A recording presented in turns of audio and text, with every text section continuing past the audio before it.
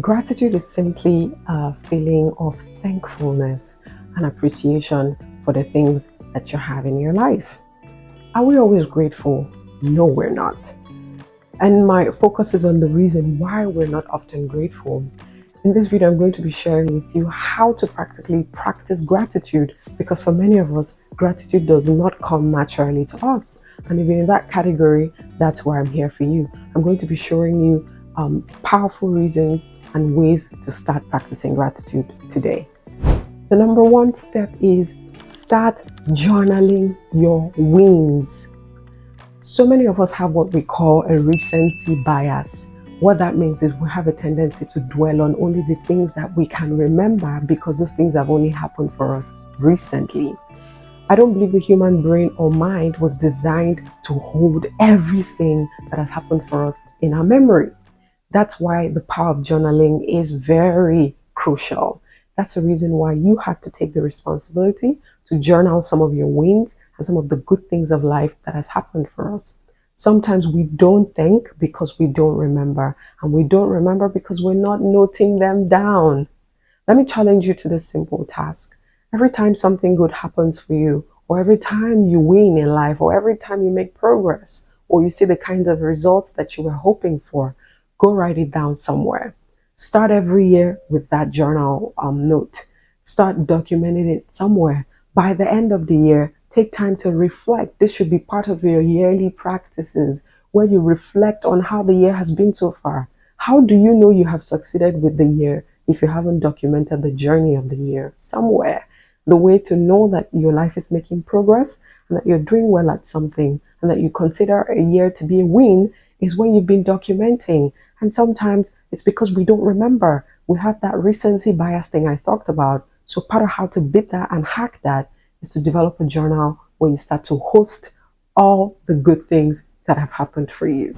The number two hack or tip to begin to practice gratitude is you remember those things you wrote down in point one? Good.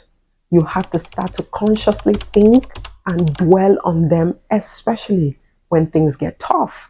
Now, when things get tough, that's when we're most tempted to think that nothing good is happening in our lives. When things get tough, that's when we're most tempted to compare ourselves and our results with that of others. But that's the time to go back to your document, your journal where you've written all the good things that have happened for you, and start to think and dwell and meditate in a sense on those things. Start to remind yourself of how faithful God has been to you in the past. Start to remind yourself of the things that you have had, the wins that you have had that other people haven't had. Because sometimes we just compare our own results with other people's results when we don't have that result, or when we don't have the sort of results that we wanted. We forget that there are things that God gives to us that He doesn't give to other people too. And when He gives us those things, we don't remember to go and compare. We only compare when we feel like we don't have what other people have. So start to, act counterintuitively as well. When you get blessings that no one else has, be thankful and be like, wow, I got this.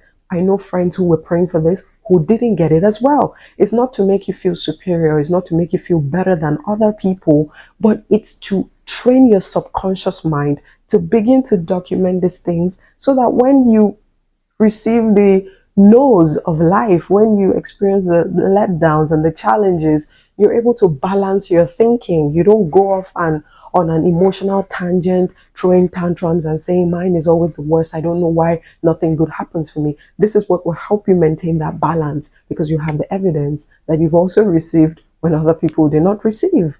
So take the time to think and meditate on these wins, especially when things get tough. The third tip that I want to share with you on how to be more grateful, how to practice gratitude, is always remember that you have it better than other people. Always remember that your current reality is so many people's prayer points, that your current reality was in fact once your own prayer point. Let that always remind you that you have a lot to be thankful for. Think about the resources that you have available to you, whether it's family, whether it's friends, whether it's opportunities. Think about all the things that you have available to you that you have become desensitized to because you're too used to it. Sometimes we have these things, but because we're too used to them and they come to us without us necessarily fighting so much for it, we become familiar. And when we become familiar, we forget that those are, in fact, spectacular miracles that other people are praying for. And I don't want to sound so cliche, but when we think about things like, your ability to breathe independently of, an oxygen tank or the hospital's intervention because your lungs are strong and your heart is able to get in as much air as it needs to keep beating, to keep you alive. You often take these things for granted, but when you go to many hospitals, you will see that this is the number one prayer point of many patients. They're praying for their loved one to be able to get off oxygen dependency. They're praying for their loved one to be able to breathe in by themselves. That is the one miracle that if it happened, it will guarantee them that their loved ones will live. Yet you have that. And I know you want more out of life. Okay, we all do. So I'm not trying to, get you to settle for less than you actually deserve. I know you want more out of life. But the way to get the more you want is definitely not by whining and complaining about the things that you don't have. It is definitely by looking at the things that you have and making a conscious decision. It's a choice. Making a conscious decision to be thankful for those things. Remember, where you are, other people wish to be. And where you are was once where you wanted to be. The fourth tip is surround yourself with people who have contentment. Contentment is a choice. Contentment is, I guess, the opposite of greed. When you are okay with what you have and you surround yourself with people who have the same mindset, then you will be a more grateful person. And don't get me wrong, contentment doesn't mean that you don't want more. Contentment doesn't mean that you're settling for your current reality. Contentment means that in spite of what you hope to have, you are grateful for what you already have. Contentment means in spite of where you hope to go, you are appreciative of how far you have come. And it's so important that our association are like-minded people. Oftentimes, this thing called peer pressure, this thing called external influence, especially from social media, or the people that we see around us. We're constantly seeing people that look like they go from step 1 to step 10 overnight. It looks like their lives are experiencing major transformations overnight. And we're wondering, well, if this is happening for her, why can't it happen for me? First of all, be cautious of everything that you believe online. Sometimes those things are made up, those things are fake. And other times you don't know what people are doing to be able to, attain that level of, I don't know, affluence or attain that level that you think that they are, and you don't know what they have to do to sustain it. So before you covet what another person has, remember that you don't have the full story. You don't have the details of everything that their life consists of. Some of them are still unhappy. Some of them are still depressed. Some of them are still suicidal. And I'm not saying it's their fault. I'm saying, look, focus on your own journey. Focus on your own lane and surround yourself with people who have similar values as you do. Values around contentment, around gratitude. Because sometimes your association is really the culprit. It's the people that you're surrounding yourself with that are putting pressure on you. Oh, why don't you go and do this? Why can't you do this? Why haven't you done this? And it just keeps you in a place of unrest where you're in the hustle cycle, constantly trying to hustle to get something that you think you should have already had at your age or at your stage in life.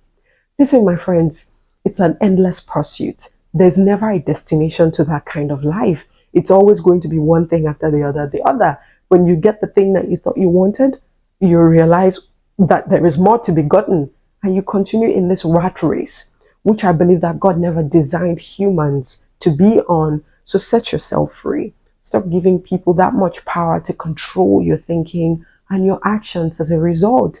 Part of how you solve for that is to surround yourself with people that have the right mindsets about life. All right, the fifth and the final point I'll be sharing with you today is practice living in the moment and enjoying and sitting in and experiencing the blessings that you have today. Sometimes we're so eager, we're so obsessed with getting to the next destination that we forget to see what is right under our noses. We forget to see the miracles and the blessings that today have already brought to us that we can choose to experience. Sometimes it's always the next goal, and we're striving to reach for the next goal that we don't pause to celebrate our current wins, our current results.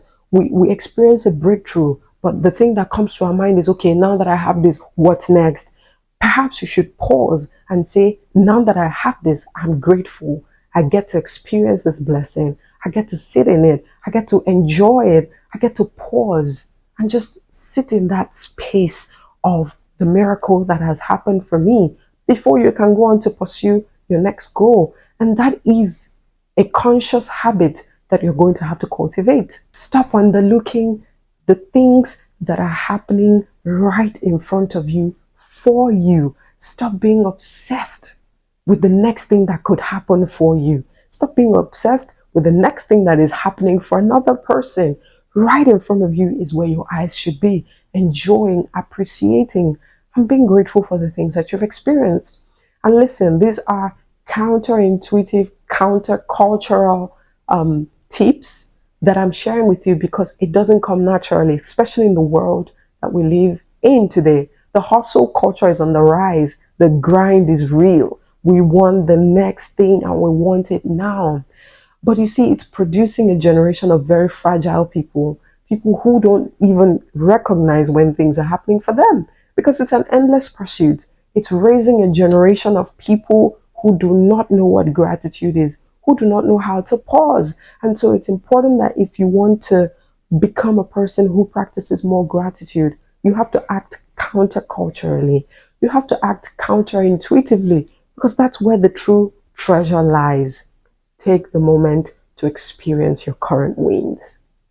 All right, my friends, that will be all for today. My name is Regina and I'm a life and transformation coach. Don't forget to subscribe to this channel because I, as your coach, am very committed to equipping you with the resources, the tools, the thinking that you require to upgrade to a higher level of yourself and to experience your best life. Don't forget to like, share, and comment on this video. Tell me what resonated the most with you. Until next time, bye for now.